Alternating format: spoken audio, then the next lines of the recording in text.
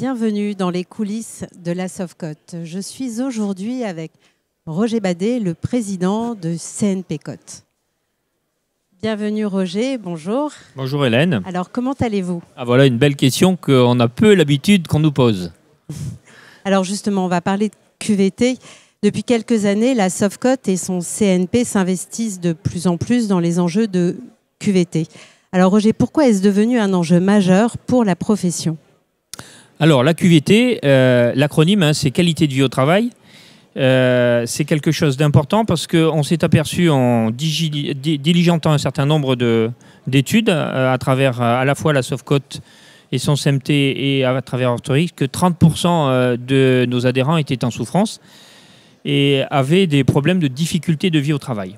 Alors ce dont on s'est aperçu, c'est que grosso modo toutes les classes d'âge sont atteintes par ce problème. Et qu'on a une profession qui probablement est un peu plus génératrice de ce type de problème, dans la mesure où on a tendance à être un peu surmené, avec un surmenage à la fois de l'esprit et du corps, et que la chirurgie, c'est un métier de décision. Et on prend des décisions tout le temps dans la journée, du moment où on voit les patients, au moment où on les opère, et que ces décisions, finalement, même si on travaille en équipe, on est amené à les prendre de façon relativement isolée, seule.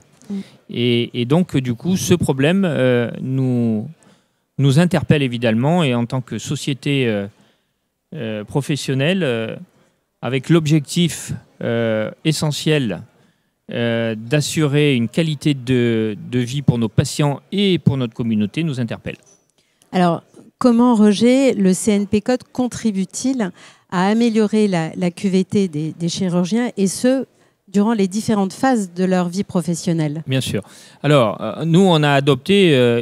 alors, d'abord, en parlant, ça paraît une évidence, mais c'est une des premières fois où on parle de ce sujet-là. On a eu une table ronde qui a été absolument fantastique ce matin avec Philippe Tracol et tous les participants que je remercie sur la qualité de vie au travail. Et il y avait à peu près une centaine de personnes et on a pu vraiment communiquer ensemble.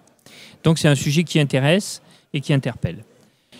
Donc en parlant, c'est sûr. Ensuite, on a une démarche un peu médicale, forcément, on est des médecins et des soignants, donc on y voit deux aspects. L'aspect d'abord de traitement et de mise en place d'une cellule d'écoute. Et plutôt que de vouloir internaliser un process, on a souhaité s'appuyer sur une organisation déjà existante qui s'appelle MO et qui a l'habitude, qui travaille avec des gens qui ont l'expertise de ça. Et donc, cette cellule d'écoute, elle est accessible à toute personne avec un numéro vert qui aurait des difficultés et qui souhaiterait parler de ces difficultés-là.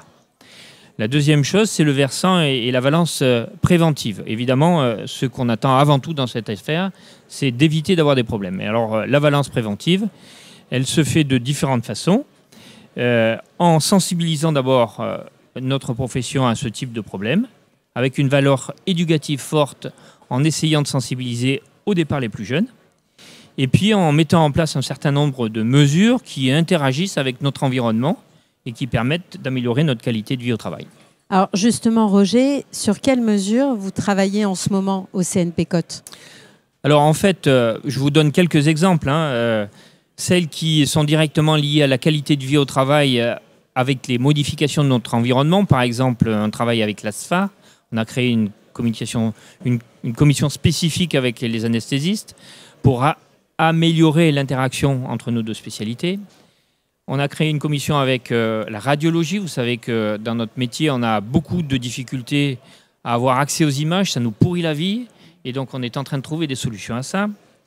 On travaille tout bêtement sur la rémunération, puisque en l'occurrence, quand on travaille, on aime bien être rémunéré correctement du travail qu'on fait. Et même si ce n'est pas facile, on se bat pour qu'on essaye d'avoir un niveau de rémunération correct. Voilà 3 exemples. Ensuite, il y a dans l'organisation du suivi médical de notre communauté quelque chose qui est important, c'est qu'il y a souvent un déni de la part de celui qui est en difficulté de le dire. Et donc, il faut qu'il soit régulièrement suivi. Alors là, il y a un processus qui est la certification périodique qui va obliger les médecins à se faire suivre.